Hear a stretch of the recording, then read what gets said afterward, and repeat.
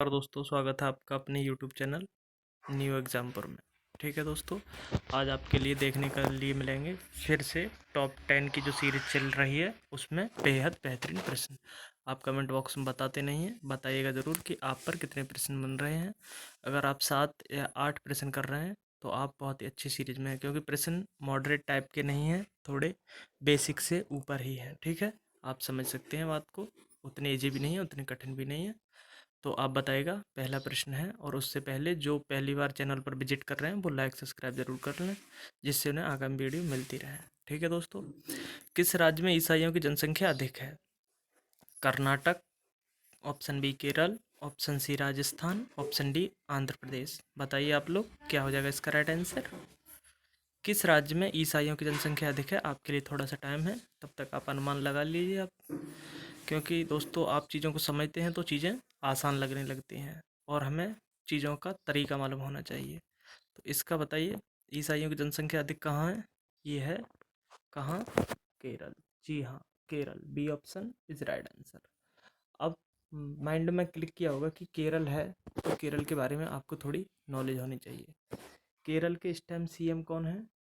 CM इस time Pinarayi Vijayan जी हैं। ठीक है, और गवर्नर यहाँ के मोहम्मद आरिफ जी हैं। ठीक है, इतनी बात आपको याद रखनी चाहिए। और साइलेंट वैली केरल में ही स्थित है। और दोस्तों सबसे पहले जो कोरोना का मामला सामने आया था इंडिया में, वो केरल में ही से ही सामने आया था। और अगर मृत्यु की बात की जाए तो मृत्यु कर्नाटक में हुई थी। इतनी बात आपको याद रखनी है। ठीक है, चलते हैं अगले प्रश्न की ओर। अल्लाह रखा किस रूप में प्रसिद्ध हैं? तबला वादक, sitar, option C veena, option D बांसुरी। अल्लाह रखा, उत्तर प्रदेश पुलिस की बात हो, लेखपाल की बात हो, शिक्षक भर्तियों की बात हो, हमारी साहित्य और संस्कृति से प्रश्न पूछे जाते हैं। ये संस्कृति से रिलेटेड प्रश्न है कि कौन क्या बजाता था, क्या हुआ क्या नहीं हुआ। तो आपको इसमें ज़रूर मालूम होना चाहिए कि जितने हमारे वाद्य यंत्र हैं वो बहुत महत्वपूर्ण हैं हमारे लिए और हमारे एग्ज़ाम के दृष्टिकोण से। तो बताइए आप, इसका राइट आंसर क्या होगा? इसका राइट आंसर होगा अल्लाह रखा तबला वादक थे। ए option is right answer.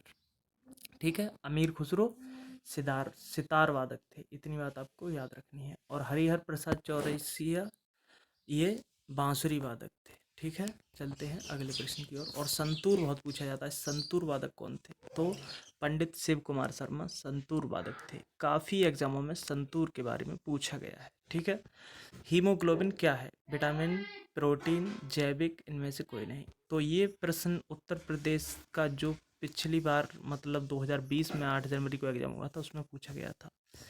Vitamin है, प्रोटीन है, जैविक है, इनमें से कोई नहीं। तो इसका राइट आंसर माना गया था प्रोटीन, और वास्तव में ग्लोबिन प्रोटीन होता है। ठीक है, इतनी बात आपको याद रखनी है। सिर्फ ग्लोबिन पूछ ले तब भी हमें प्रोटीन लगानी है।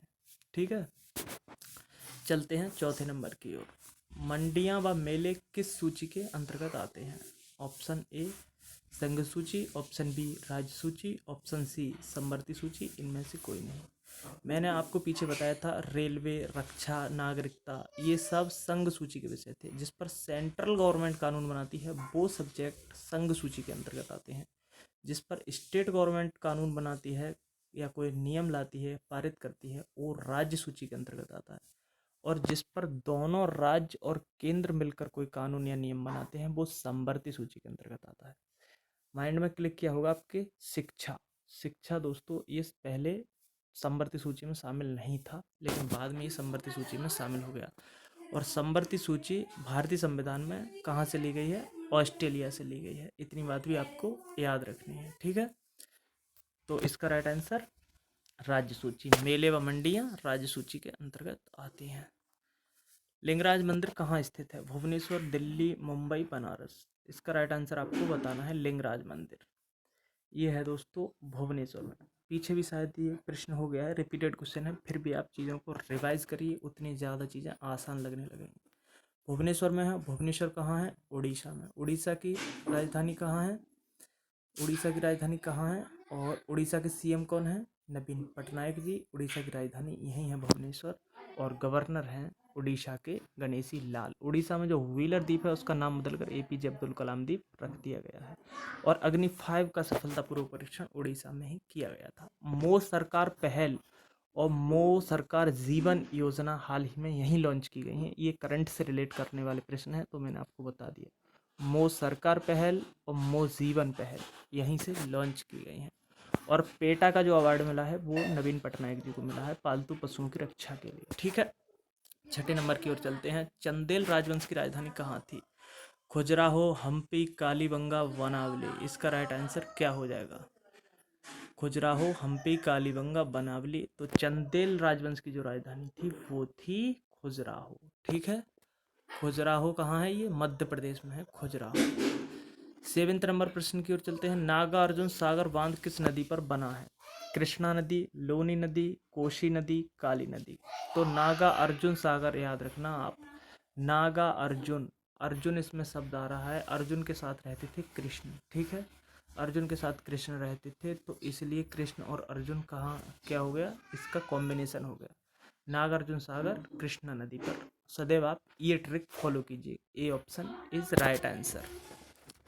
8वें नंबर की ओर चलते हैं। प्रसिद्ध मीनाक्षी मंदिर कहाँ स्थित है? तमिलनाडु में, आंध्र प्रदेश में, तेलंगाना में, महाराष्ट्र में।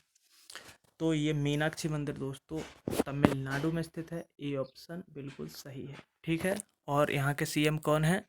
यहाँ के सीएम हैं एडापट्टी के पलानी स्वामी और गवर्नर हैं Banwari Lal Purohit. A option is right answer. 10 रुपए के नोट पर हस्ताक्षर किसके होते हैं? रिजर्व बैंक के गवर्नर के। A option. बी ऑप्शन राज्य के गवर्नर के। सी ऑप्शन मुख्यमंत्री के। डी ऑप्शन वित्त सचिव के। इसका राइट आंसर क्या हो जाएगा दोस्तों? इसका राइट आंसर हो जाएगा रिजर्व बैंक के गवर्नर के। बात रिजर्व बैंक की जाए, आरबीआई, तो आरबीआई की स्थापना हुई थी 1 अप्रैल 1935 को। और आरबीआई के वर्तमान में गवर्नर हैं शक्तिकांत दास। कभी कभी ये पूछ लिया जाता है कि शक्तिकांत दास कौन से नंबर के गवर्नर हैं? तो ये 25वें नंबर के गवर्नर हैं। इतनी बात आपको याद रखनी है। एक बार प्रश्न पूछा गया था 1 रुपए के नोट पर किसके हस्ताक्षर होते हैं? तो वो वित्त मंत्री के हस्ताक्षर होते हैं। इतनी बात आपको याद रखनी है। ठीक है, चलते हैं 10th नंबर की और आखिरी प्रश्न है। आप जरूर बताइएगा कि आप पर कितने प्रश्न बने और आप अगली वीडियो किस टॉपिक पर चाहते हैं। ठीक है, पूरे दिन हमारे यहाँ क्लासें चलती हैं नरेंद्र सर के द्वारा, अजय त्यागी के द्वारा और मेरे द्वारा। कर्नाटक का परंपरागत नृत्य क्या है? कुचिपुड़ी, भारतनाट्यम, यक्षगान, रासलीला। यहाँ का नृत्य है दोस्तों Yakshagana. C option is right answer. ठीक है, कुचिपुड़ी ये आंध्र प्रदेश का है और भारतनाट्यम ये तमिलनाडु का है और रासलीला, रामलीला, चरकुला ये यूपी के हैं। तो C option is right answer. Yakshagana है। कर्नाटक के CM B S Yediyurappa ji हैं। ठीक है, और कर्नाटक के गवर्नर वजुभाई भाला है।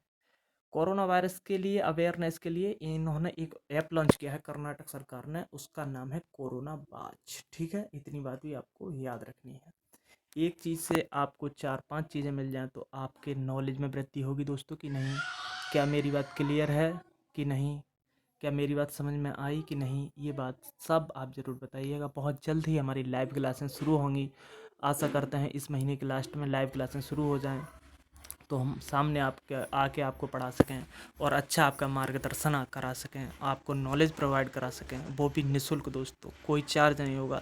आप थोड़ा सा हमें टाइम दीजिए, हम उससे ज़्यादा मेहनत करेंगे, उससे आधी आप करते रहिए, आपकी लाइफ ऑटोमेटिक सफल हो जाएगी और आप ज़िंदगी में अपने अचीवमेंट को पा पाएंगे। ठीक है दोस्तों, आदमी को सबसे बड़ी खुशी जब ही होती है जब वो अपनी उपलब्धियों को हासिल कर पाता है और सबसे बड़ी निराशा तब होती है जब उसे अपनी उपलब्धियां हासिल ना हो। ठीक है दोस्तों, तो आप जीवन में बुलंदियों को छूइए, अचीवमेंट को पकड़िए और अपने ड्रीम्स को पूरा कीजिए। अपने पेरेंट्स का ख्याल रखिए और अपना ख्याल रखिए। इस कोरोना वाले टाइम में औरों को, गरीबों की मदद कीजिए जितना हो सके। ठीक है, मिलते हैं नेक्स्ट वीडियो में, तब तक के लिए जय हिंद, वंदे मातरम और न्यू एग्जाम्पल चैनल को सब्सक्राइब कीजिए।